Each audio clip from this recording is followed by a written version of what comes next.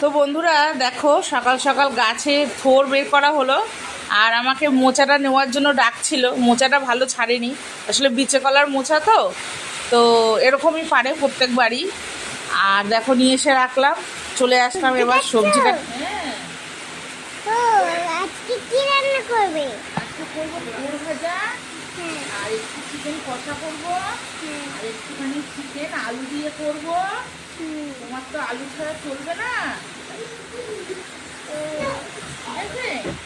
আরে এই দেখো আমার শাশুড়ি মায়ের কীর্তিকাণ্ড দেখো, মানে ওর দায়িত্বটা ও ঠিক পালন করছে, দেখেছো?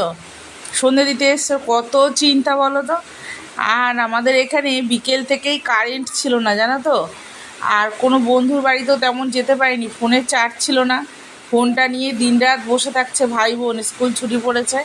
আর মুষলধারায় বৃষ্টি হচ্ছে খেপে খেপে। আর ওদিকে আমার কর্তামশাই তো বাড়িতেই ছিল, বৃষ্টি হচ্ছে দেখে চলে গেল চা বানাতে, চা বানিয়ে নিয়ে আসলো। আর মিটি শোনা এক কাণ্ড ঘটালো, দেখো চা উল্টে দিয়েছিল, দেখেছো? কী অবস্থা, শান্তি কিছুতেই নেই।